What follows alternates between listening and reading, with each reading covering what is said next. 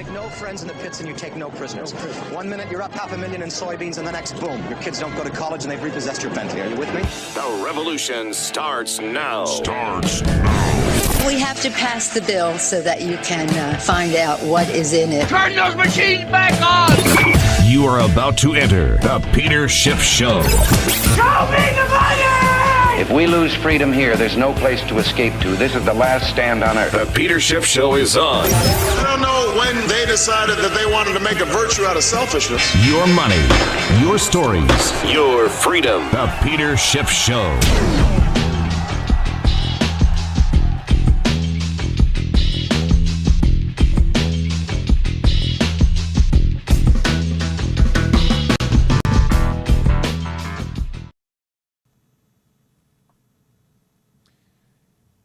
Well, it's Taco Tuesday tonight. And, you know, earlier in the day when I scheduled this live podcast to begin at 8 p.m., I knew that was the deadline that Donald Trump had given over the weekend and again earlier this morning. This was the drop dead point, the line in the sand that the president drew, where Iran had better basically unconditionally surrender and open up the Strait of Hormuz, or that was it. If you look at the posts over the weekend from Trump, one post was that time is running out. In 48 hours, all hell will rain down on Iran. All hell. I think some of the people in the media had a little fun with the fact that the president spelt rain wrong. He used the reign of a king as opposed to a rain coming down from the sky. But it was obvious what the president meant. He was going to rain hell down on Iran. And in fact, then over the weekend, he posted that Tuesday, this was on Easter Sunday, he posted this. This was his Easter message to the Iranian people. Tuesday will be Power Plant Day and Bridge Day, all wrapped up in one in Iran. There will be nothing like it. Open the effing strait, you crazy bastards, or you'll be living in hell. Praise be Allah. President Trump. So they'll be living in hell. Hell is going to rain down on Iran by 8 o'clock this evening. And then again, this morning, as if that wasn't enough, this morning, Trump came out with another post. I think, where did I have that one? Where he basically threatened to kill Iran's entire civilization. He said, tonight, the Iranian civilization will die, never to come back. Something like that. I had the text of it up. I think I accidentally deleted it. I've been looking for it. I think I clicked the X and I lost it. But I had the whole Truth Social post. But that was the gist of it. It was going to be the death of civilization in Iran. I mean, they've had a civilization for thousands of years there, and apparently it was going to come to an end. Now, remember, one of the justifications for this war that the president chose to fight was that he was also fighting for the Iranian people. He was going to free them. He was going to liberate them from the oppressive regime. And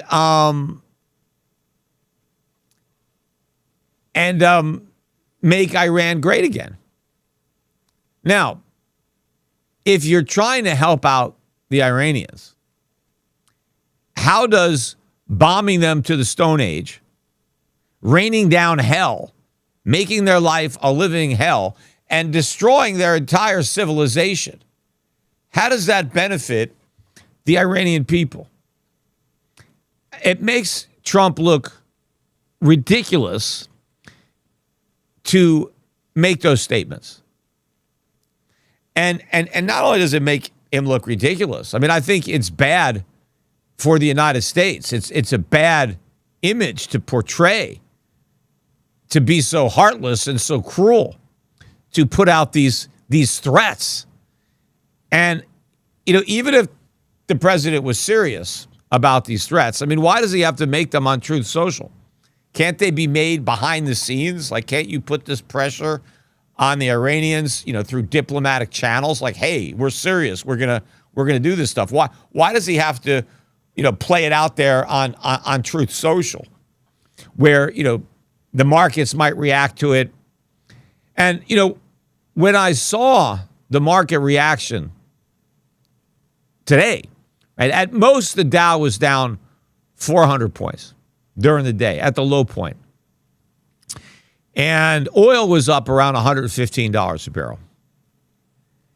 If investors really took Trump seriously during the day, if they really thought he was going to rain hell down and wipe out the Iranian civilization at 8 o'clock tonight, the Dow would have been down thousands of points. Oil would have been a lot higher.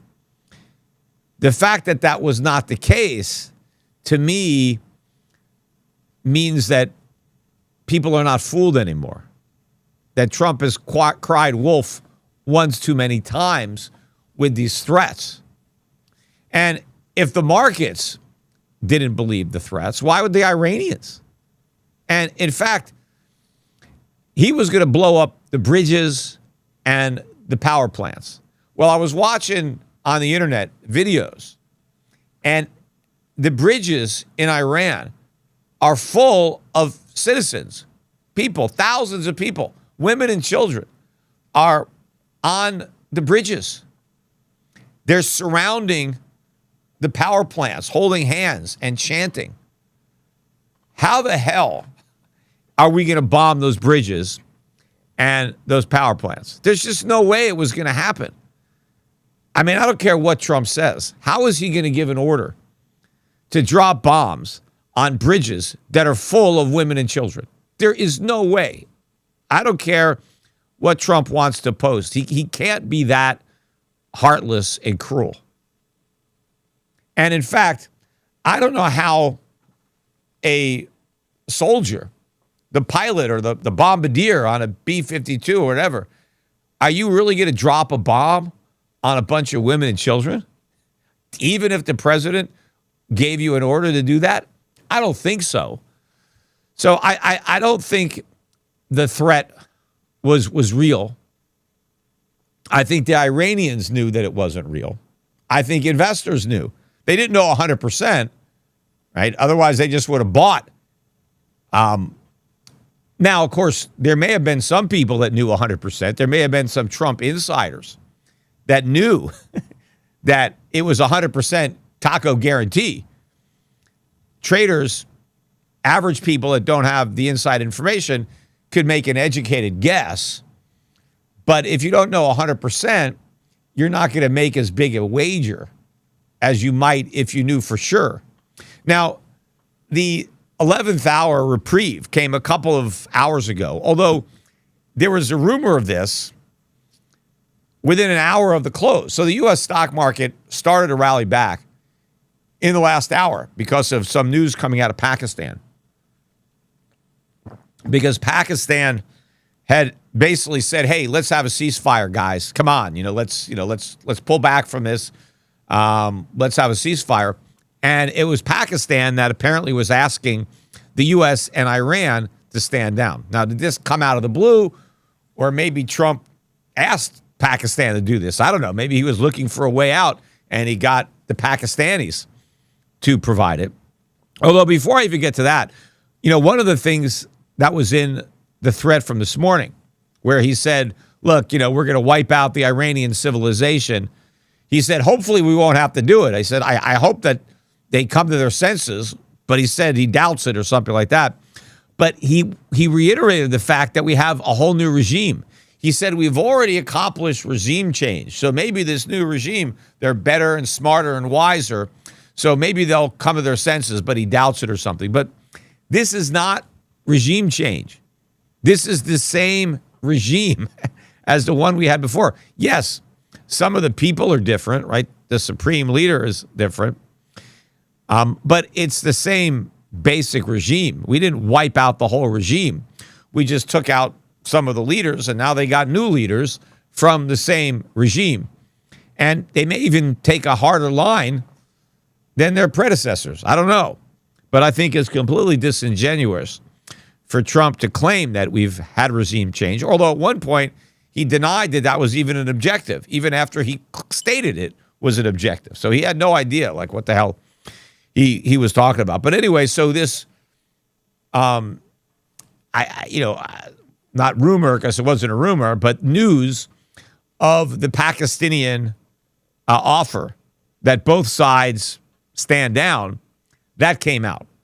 And so the market rallied. Gold was never down that much today. At the most, it was maybe down $40, $50. It ended up closing up $60 on the day. The stock market, which was down again at most 400, I think the Dow eked out a small gain, S&P. Bitcoin rallied too. In fact, Bitcoin is almost 72,000. Bitcoin was down around 68,000 earlier today. When everything was down, Bitcoin was down. But all the markets have reversed. The stock market futures are now up about 900 points. Big move. The U.S. dollar is down across the board. You've got about an 0.8% rise in the euro and the British pound. The Aussie dollar's up almost 1.5%. The dollar's down against the Swiss franc by almost a full percent. Oil making the biggest move. Oil's down 15.5%. As I'm speaking, oil's back down to $95 a barrel. This is the what month crude is this? But this is West Texas. But it's down $17.70 a barrel.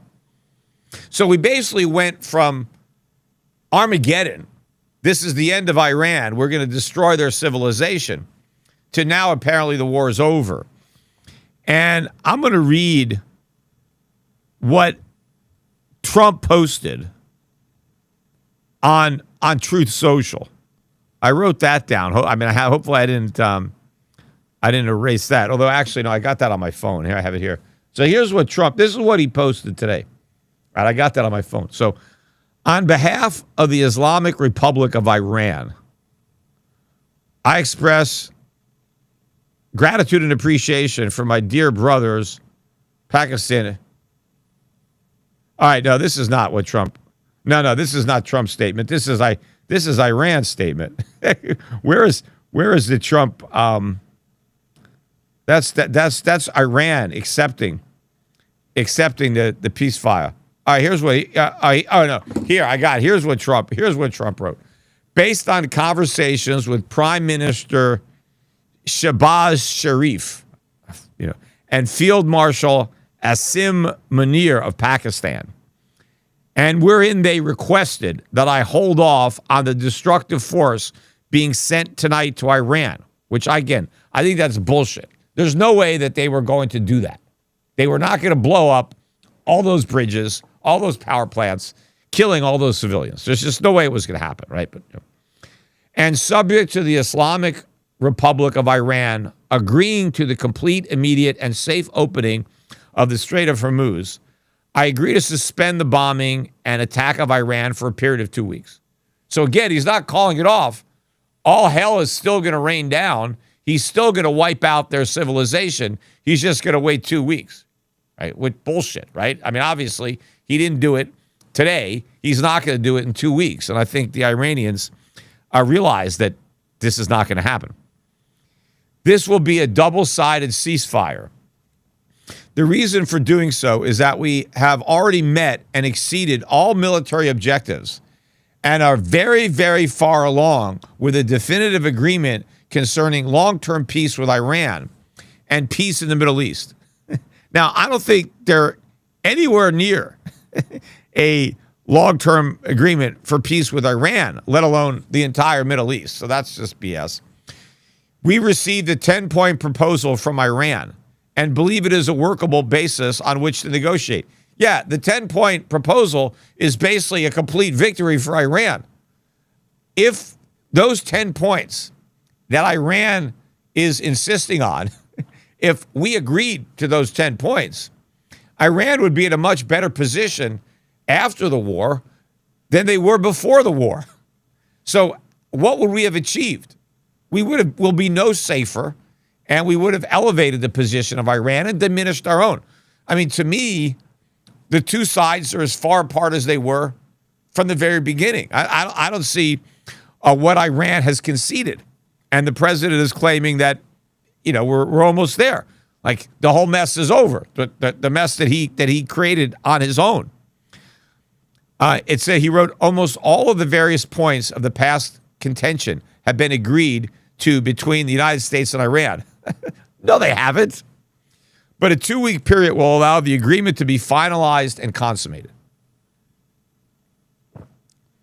On behalf of the United States of America as president, and also representing the countries of the Middle East, he represents the Middle East now, it is an honor to have this long-term problem close to resolution. Thank you for your attention. I don't think anything has actually happened. And I think that Iran is agreeing to temporarily reopen the strait, though technically it was never closed. The strait was, there wasn't like walls. And in fact, ships were going through if the Iranians let them through, right? They're allies. Their ships could pass. But I think what they're agreeing to, from what I'm reading, is that they're going to open it up with conditions. Like they're still going to be in charge of the passage. It's going to have to be coordinated through their military. And maybe there's going to have to be a payment. I know they were talking about a $2 million payment per ship. I don't know if that payment is going to be part of the reopening over the next 2 weeks. If the ships that do want to pass through the strait are going to have to pony up the $2 million, I'm not really sure. But if you read what Iran said, I mean, they're like, yeah, the president wants this truce, wants this ceasefire. And since he's agreeing to meet us on our terms and our conditions, then fine. We'll agree to have a temporary ceasefire as long as things are going to be resolved to our satisfaction. Anyway, we got a quick commercial break. I'm coming right back. If you're running any kind of business, whether you're selling products online, managing inventory, or just trying to keep your operations organized, you know how complicated it can get juggling multiple software platforms that don't talk to each other. That's where today's sponsor, Odoo, comes in. Odoo is an all-in-one business management platform that brings everything together in one place. We're talking website building, e-commerce, inventory management, accounting, CRM, all integrated and working seamlessly together. No more switching between disconnected tools or dealing with data that doesn't sync properly. What I really appreciate about Odoo is just how scalable it is. You can start with just what you need, and as your business grows, you simply add more applications. And here's the kicker. The first application is completely free for life, including unlimited hosting and support. After that, it's just $24.90 per month to access all of their applications. Compare that to paying for multiple separate platforms, and you'll see why so many businesses are making the switch. The interface is very intuitive, and the automation saves you from many of your repetitive tasks. And everything is configured for your location. Taxes, currencies, regulations, all handled automatically. So if you want to start streamlining your business operations and actually save money doing it, check out Odoo using the link in the description.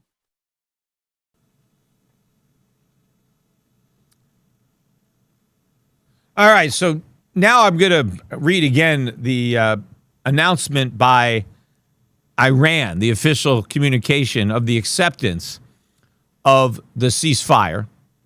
On behalf of this Islamic Republic of Iran, I express gratitude and appreciation for my dear brother, he Prime Minister of Pakistan, Sharif, and he Field Marshal Munir, for their tireless efforts to end the war in the region. In response to the brotherly request of the Prime Minister Sharif in his tweet, And considering the request by the U.S. for negotiations based on its 15-point proposal, as well as the announcement by the President of the United States about acceptance of the general framework of Iran's 10-point proposal as a basis for negotiations, I hereby declare on behalf of the Iran Supreme National Security Council, if attacks against Iran are halted, our powerful armed forces will cease their defensive operations. For a period of 2 weeks, safe passage through the Strait of Hormuz will be possible via coordination with Iran's armed forces and with due consideration of technical limitations, whatever that means. But again, with the coordination of Iran's armed forces. So Iran is still in charge of the passage through the strait. They're not just walking away. But it's pretty clear that the Iranians have conceded nothing. They're basically willing to negotiate, which they were willing to negotiate from the very beginning. And all of Trump's threats to destroy them, to wipe out their civilian infrastructure, to kill their civilization, and turn Iran into a living hell, did nothing. Iran has conceded nothing. They have agreed to nothing. So what was the point of all of that, other than to just make the markets move around? Because I think that we look bad. I think Trump looks bad. Obviously, too, he loses credibility. Not that I wanted him to follow through with these threats. I'm glad that he didn't follow through with them. I just wish he had never made them. Because, making a bunch of threats and not following through with them really does undercut your negotiation posture. Trump is supposed to be this great negotiator. Well, I think he's really weakened his position by, constantly tacoing out on these things. But making the threat makes us look bad. The last time there was a lot of civilian casualties, right? During World War II, right? Both sides bombed civilians, right? The Germans bombed London. A lot of people died in their homes. They were bombed, air raids. We bombed German cities, some of them completely destroyed. The Air Force came in and look at Dresden and other, cities just got decimated. Civilians, right? Just bombing, residential buildings.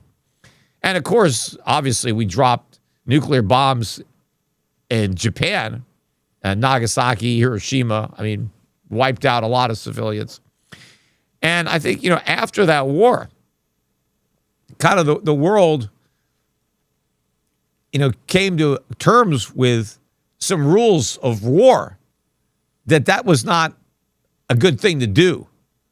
In hindsight, right, just targeting civilians. Yes, it makes the war, more brutal. It makes the people pay a higher price. Maybe the idea was if we kill enough civilians, there'll be pressure on our enemies to surrender because the war will be less popular. But it's really brutal, and a lot of civilians. Not in America. We were lucky. We got bombed in Pearl Harbor, and of course that was a military base. The Japanese targeted our Navy in Pearl Harbor. But other than that, there were no bombs dropped on American soil. So we did not suffer like the British or like the Germans or like the Japanese. We had casualties.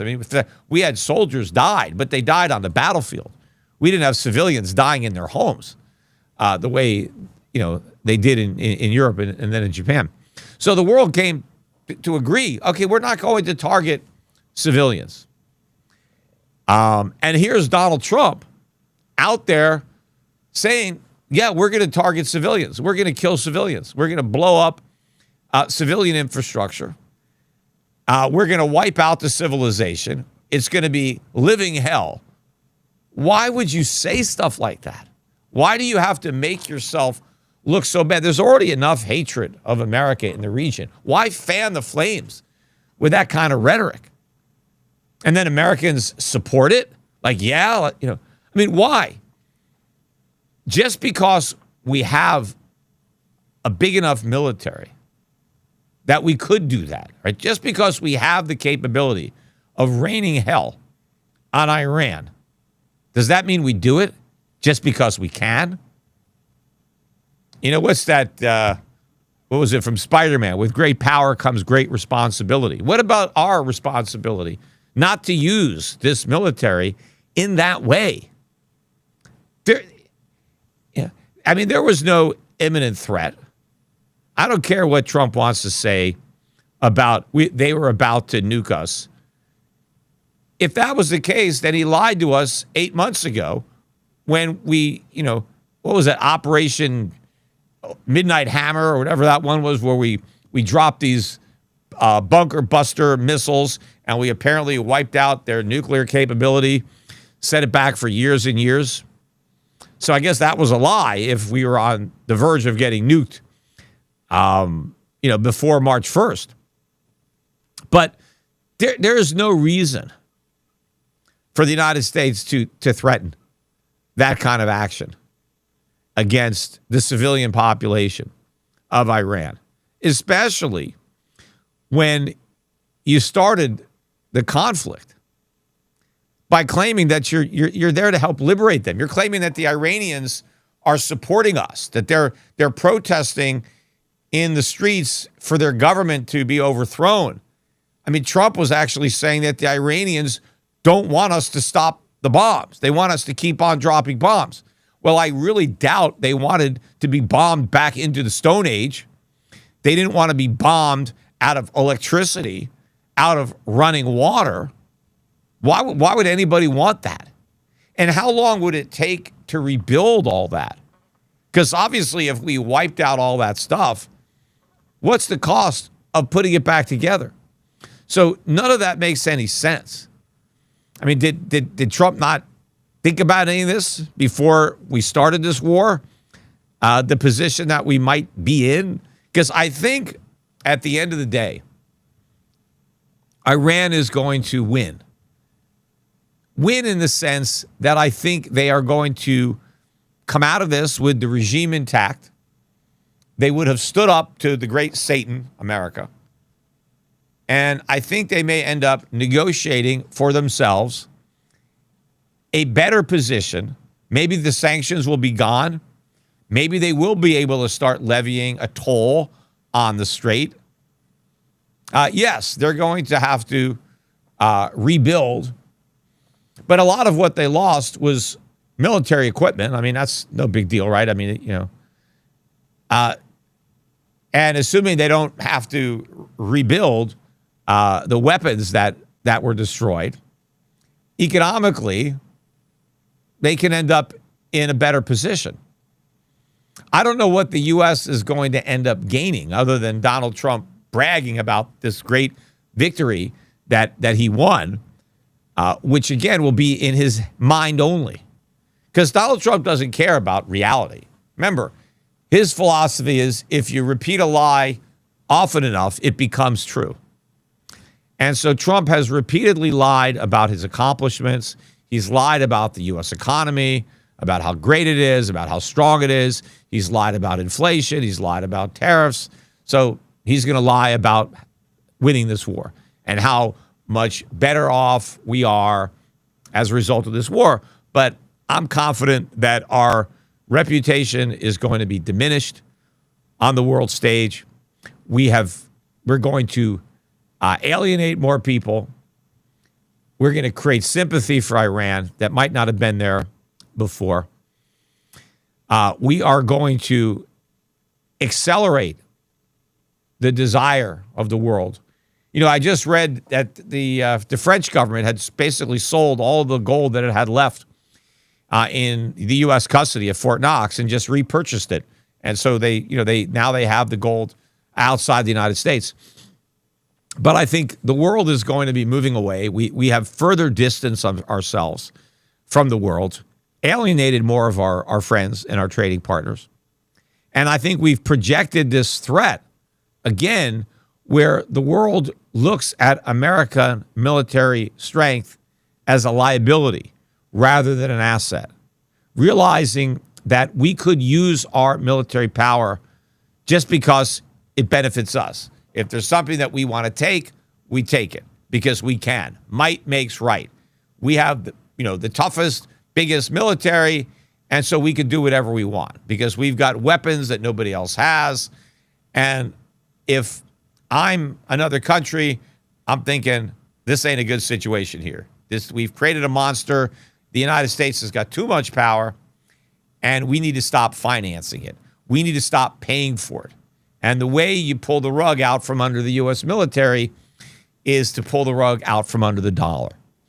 You stop subsidizing our trade deficits. You stop subsidizing our budget deficits, allow interest rates to surge, allow consumer prices to surge, and let the U.S. economy implode.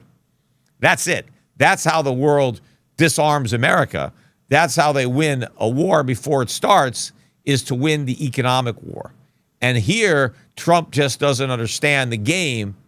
He thinks he's got the cards. He doesn't. He's got nothing. He's bluffing, and the world has the winning hand. Anyway, got one more commercial break. Stick around. Coming right back. You know, I've been talking for a while now about the disconnect between the price of gold and the valuation of gold mining companies. Gold is holding strong near historic highs. Yet a lot of producers, and especially emerging producers, are still priced like gold is back at $1,500. That disconnect creates opportunity. One company I've been following and that I actually own shares in is West Red Lake Gold. The ticker is WRLGF.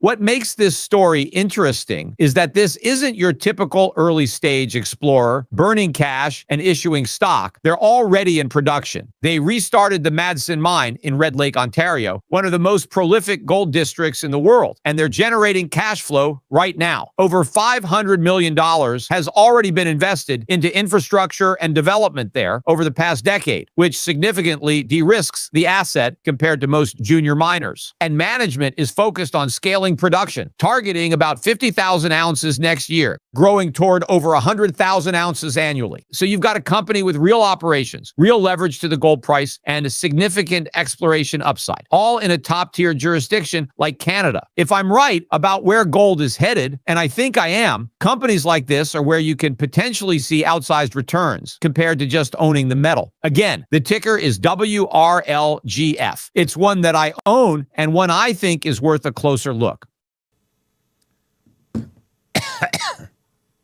All right. So I want to, talk a little bit again about the markets and, really the counterintuitive movements in the gold market, because gold rallies on war and, rallies on peace and sells off on war. Right? Whenever there's an escalation in the rhetoric, this war is going to get worse, gold goes down. But when we have a situation today, it gets de-escalated, there's a ceasefire, gold goes way up. That is the opposite of what you would expect. If gold is supposed to be a safe haven, you need a safe haven when there's war. When it's peace, you don't need the safe haven anymore. Right? There's nothing that you need safety from because the hostilities are ending. But everything is keying off the Fed. Everything. And it shows you that the Fed just has way too much power in the economy or in the financial markets. Because the reason that gold is rallying and the reason that stocks are rallying and the reason that foreign currencies are rallying and the reason that Bitcoin is rallying is not because there's not going to be a war. It's going to be because the markets believe that peace means we'll have rate cuts. That the one thing standing between the markets and the rate cuts is the war. Because the war keeps the price of oil up, and that keeps pressure on consumer prices, and that takes the rate cuts off the table. But the view is that if the war is over, oil prices will come back down, and that means the inflation threat diminishes, and that allows the Fed cover. to cut rates. And so it's all about rates. Nobody really cares about the war. It's about interest rates. But what all of these traders still don't get is that the rate cuts are not what's important. What's important is where are interest rates relative to inflation. Doesn't matter if the Fed cuts or hikes. If inflation moves up more than the Fed hikes rates, or the Fed doesn't hike rates at all, and the Fed and interest and inflation moves up, you're getting a reduction in the real rate of interest. And that's bullish for gold. And it's not oil prices going up that are inflationary.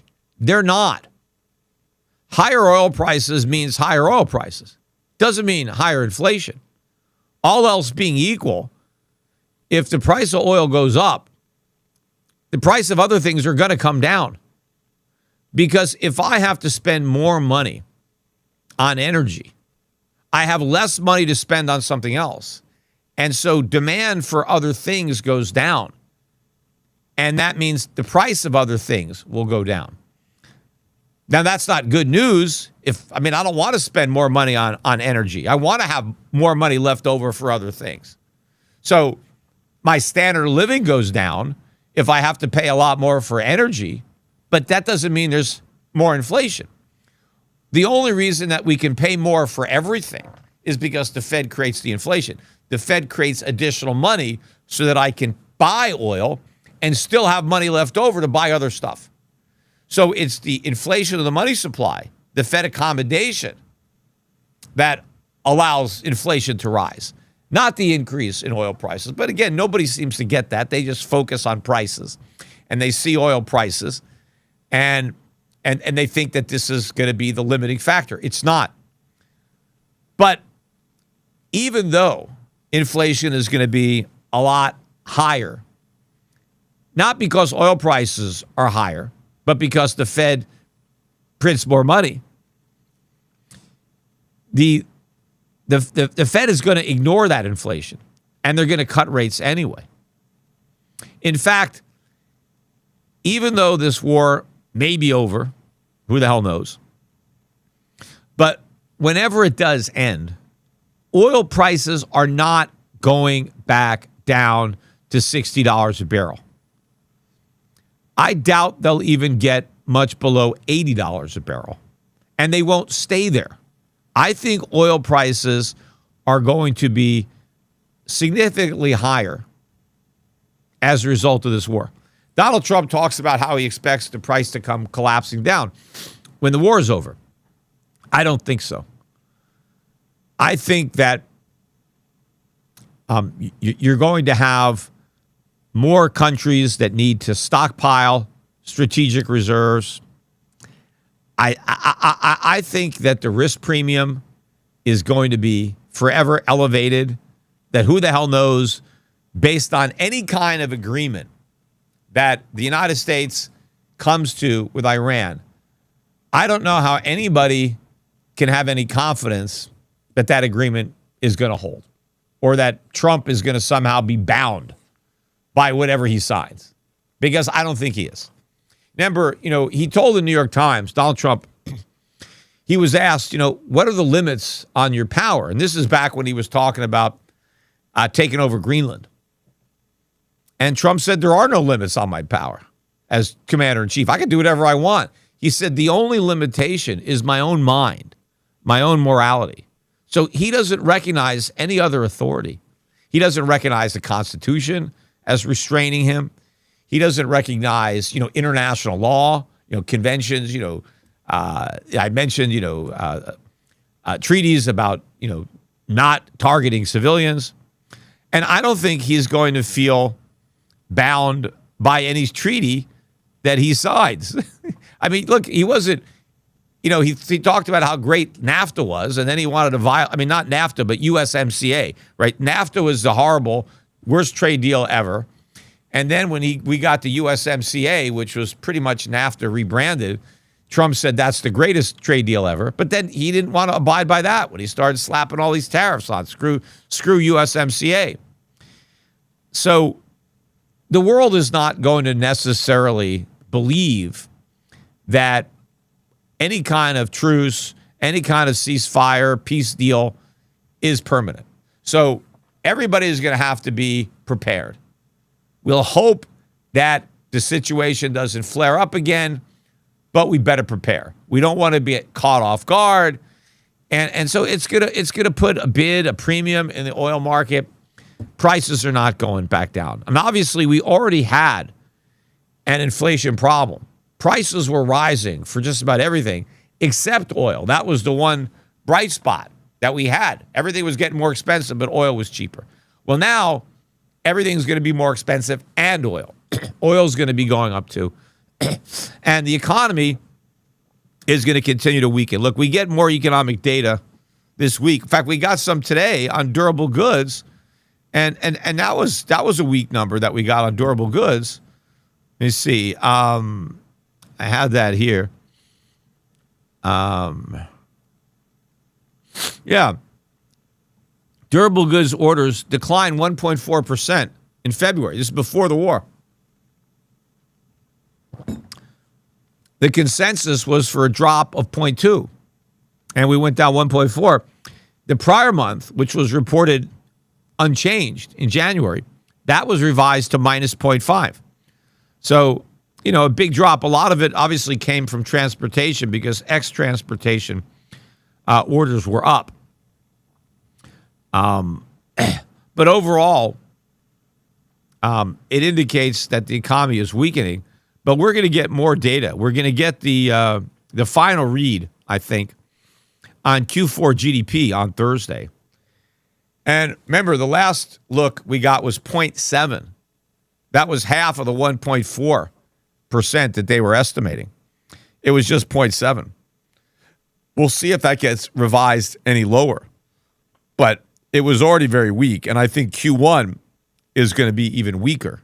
Right? We just finished that now because now we're in April, but we don't have those numbers yet. And we're also going to get the CPI numbers on Friday. Now, this is the March number.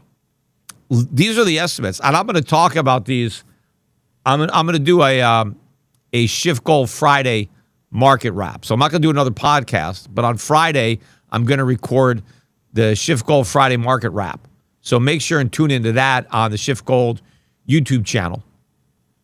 Oh, and by the way, again, on this, if you're not a subscriber to this channel, subscribe, like the video, leave a comment. I'm leaving. I'm feeling a little under the weather. I was on the boat. I did my last podcast from sea. I was, a number of people were able to recognize exactly where in the BVI I was based on the background from that video, which I was impressed that people knew because there's so many different islands there. But I guess if you've been there enough, you start to recognize them. But I don't know, I picked up something. Yesterday I started feeling sick on the way back to shore. And I think I picked it up from my daughter. She was, I always get it worse. My kids get sick and then I get it worse than they did. So I'm not feeling that great. I'm doing this video, but tomorrow I got to leave. I'm speaking at an event in North Carolina on Thursday. So I'm flying out tomorrow and coming back on Friday. So I'm going to be traveling, but I'll be back Friday to do the Schiff Gold market wrap. And I'll talk about these numbers that we've got. But just looking at the estimates for the CPI,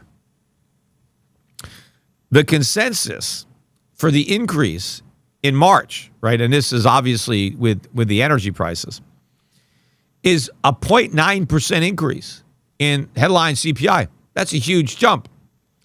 And even the core, if you strip out food and energy, is estimated at 0.3. So that would bring the year-over-year headline number to 3.8. No, they're looking for 3.4 for the headline and 2.7 for the year-over-year core. Those are still big numbers moving in the other direction. Headline going from 2.4 to 3.4, and core going from 2.5 to 2.7. But we've got a long way to go. The economic data is clear. In fact, I pointed this out on my last podcast on Friday, and I read more polls that Donald Trump now, when it comes to independence, he has the lowest approval rating ever of any president, even lower than Harry Truman, right? Because when you're looking at the independents, it's a pretty good bellwether because you eliminate the diehards on either side, right? Because the Democrats are going to be predisposed to hate Trump no matter what. And the Republicans are going to be predisposed, most of them anyway, to love him no matter what. So if you take independents, right, they have no party affiliation, so they have no horse in the race or dog in the race. So they're going to be a little bit more objective by definition, right? They don't have any loyalty to any one party. And when you ask people, do you approve of the way the president is handling the economy? The average guy or gal doesn't really know about the overall economy. I mean, they're too busy, just trying to get by, right? They don't really consider, well, what are the GDP numbers? What's the budget deficit? What's the productivity numbers? And in many cases, they don't even look at the stock market. The average guy, when he's asked about, do you approve or disapprove of how the president is handling the economy, they think about it from their own perspective. How am I doing? Am I better off or am I worse off? And if the person polled feels good about their own circumstance and thinks things are getting better, they're going to say, yeah, I approve of the president's handling of the economy. Working for me. Things are getting better for me, so I approve. If, on the other hand, things are getting more difficult, right, if people feel that they're worse off, they're going to say, no, I don't approve of the way the president is handling the economy. Right? He's doing a bad job. Things have gotten worse for me. I don't approve of that. And so because Trump has record low approval ratings or record high disapproval ratings among independents on the economy, specifically on the economy, shows you just how bad the economy is. Donald Trump is saying we have the greatest economy in history. Not just the greatest economy recently, not just a better economy than we had under Biden, but we have the greatest economy in history. At the same time, he says that under Biden, we had the worst economy in history. We had a dead economy. And now we're the hottest economy in the world. Now, the independent voters who are being polled, they were alive when Biden was president. So they lived through the worst economy in the history of the world. And now they are living in the greatest economy in the history of the world. Wouldn't you think that they would give Trump credit for that? Wouldn't you think he would have high approval ratings if in such a short period of time, Trump was able to take us from the worst economy in history to the greatest economy in history? Yet the people who live through both are not happy about that. They're not excited. Gee, yeah, I'm glad that Donald Trump brought us, from the brink of annihilation there. It was so miserable under Biden, and now this is an economic boom. Obviously, if the people are saying that the economy is worse now than it was under Biden, what does that say? Because if we had the worst economy in history under Biden and now it's worse, what does that mean about Trump? Now we have the worst economy in history, right? If Trump was accurate about his description of the Biden economy. So this to me is a much more important indicator. Forget about these government numbers. They're all fudged, right? They've been reverse engineered and they're designed deliberately to deceive. But when you ask people how they're doing and they tell you I'm doing awful, that's more believable. And the Fed is going to be under intense pressure to cut rates, regardless of inflation. And the Fed will excuse it. They'll attribute it to temporary, transient factors. They'll attribute it to the lingering effects of the war, the lingering effects of tariffs. They are going to focus on weakness in the economy and weakness in the labor markets. And both are going to be even weaker in the aftermath of this war. And whatever kind of peace we end up negotiating to bring an end to it, if it does end. So I think we're going to get the cuts. I think the markets are right in that. But I would not be buying into the U.S. stock market. I think the U.S. stock market, after this big rally, I think it could roll over. I mean, Dow's up almost 1,000 points now. The Dow was way overpriced before the war started, and it didn't even go down that much during the war. There's still much too much optimism out there and complacency for a very overvalued U.S. stock market. But that does not mean that you should be sitting in cash. You should not be. Because as overvalued as the U.S. stock market is, the U.S. dollar is every bit as overvalued. And the dollar is going to go down. And that means if you're sitting in cash and your cash is dollars, you're losing purchasing power. So instead of owning dollars, you want to own gold and silver. You want to go over to Schiff Gold and buy some gold and silver. You want to open up a T-Gold account if you don't already have one and get yourself some T-Gold in addition to the physical gold and silver that you take delivery of. And move more money out of U.S. stocks. This rally, I don't believe, is going to last, but I think emerging markets are going to emerge from this in much better shape. I think foreign markets are going to be in better shape because I think money is going to continue to flow away from the U.S. dollar, away from the U.S. bond market, away from the U.S. stock market, and that money is going to come back to where it came from. And this is a huge wave that you want to ride it. You don't want to get crushed by it. You want to ride it for as long as you can. Most people have no idea that this is what's happening. So there'll be some euphoria. I would sell into the rally in U.S. stocks, but I'd keep buying into gold and silver, buying into foreign stocks, buying into the mining stocks. You know, we mentioned for the first time, I've got a sponsor, West Red Lake Mining, and they just did a commercial. First time I've done that. And I thought it was interesting because I'd owned that stock for some time. And they approached me about sponsoring the podcast. And I was like, well, yeah, a lot of times I get approached by financial companies and I turn them down because I guess I don't want to recommend them. But here was something I already owned it. And I said, well, yeah, I see gold companies advertising. They advertise on television. I turn on financial news and you see gold companies run advertisement. They have investor relations. So why not have a company? Maybe I'll get more companies sponsoring my podcast as long as I like the stock, because I think people should be buying gold mining companies. I think this is going to be a huge boom.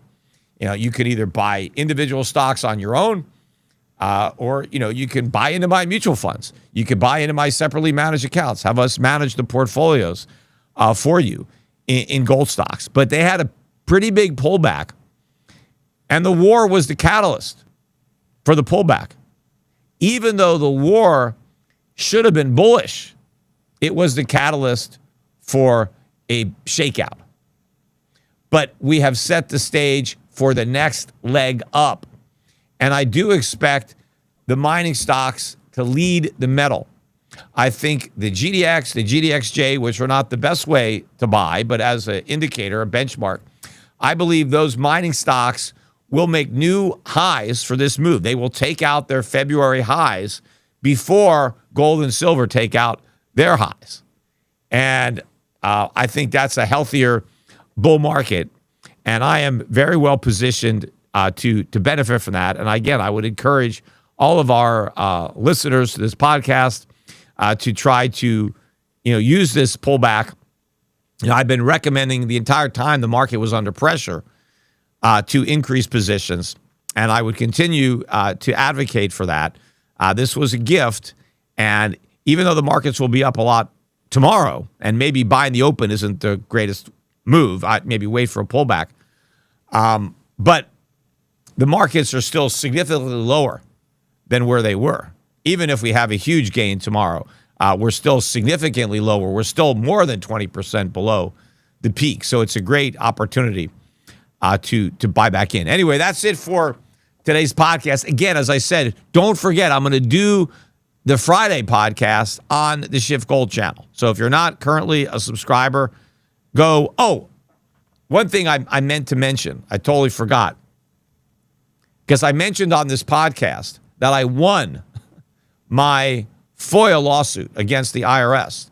Took me over a year.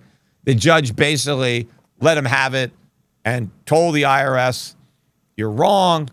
You have no justification for withholding these documents. You've got to give Schiff the documents that he requested. You've got to unredact them. It's hundreds and hundreds of pages. You have no valid justification. You need to produce this information. Oh, and by the way, the other searches that you refuse to do, you need to do those because you're wrong. He was very specific in what he wanted, and your reasons for rejecting the search were wrong. Basically, I won, a total victory from a judge who gets it. Federal judge in Washington, D.C. basically said the IRS was wrong, and the information that I've been requesting for years should have been supplied to me years ago. And the judge, I put the entire opinion up on the 9fraud website. If you go to 9fraud.com, read this opinion. Right? It's not like a short opinion. The judge goes into detail about why the IRS was wrong. He has all of the case law that he cites, and he issues the order, produce these documents. Give the Schiff the documents. Well, now I found out from my attorneys that they're not going to give me the documents. The first thing they're going to do is ask the judge to reconsider the ruling, change his mind. Now, I don't know what they're going to do to try to put pressure on him to get his mind right. Hopefully he stands pat, because I don't see how he could change his mind given how, one-sided the ruling was in my favor. I mean, it wasn't even close. It was like hands down, denied everything the government wanted and granted everything I wanted, basically. But they've also told me that if the judge doesn't change his mind, that then they're still not going to give me the information, because they're probably going to have the Justice Department appeal it to the district court, circuit court, and try to get an appeals court to overrule the trial court to say the government doesn't have to give me this information. I mean, think about the extent to which the U.S. government is going to avoid transparency. I'm asking to see the information, the emails that went back and forth between IRS agents and ATO agents and HMRC agents and OSIF about shutting down my bank, about why they decided to shut it down, right? Why can't I see this information? What the hell are they hiding? If there were legitimate reasons, then why can't they let it out in the open, right? If they didn't do anything wrong, if I'm the one that did something wrong, right? They investigated my bank for years and years. In fact, the criminal investigation started January of 2020. This is 6 years later, more than 6 years. Now, one of the things they're claiming is they can't release the information because the investigations are still ongoing. Bullshit. They've been investigating me for 6 years, and they haven't charged me with anything. They haven't charged anybody at the bank. They haven't charged any of the bank's customers. There's no way this investigation is still going on. We haven't received a single request for a single document in years. But I'm asking, okay, the investigation is basically over. Show me this, this information. I'm asking. I was the one that was investigated. Show me the dirt you got on me, right? I'm asking for these emails. If I did anything wrong, they should be happy to produce them. If they didn't do anything wrong, if they were legitimate in what they did, they would produce the documents. I'm the one that's demanding the documents about my own criminal investigation be made public so everybody can see what they investigated.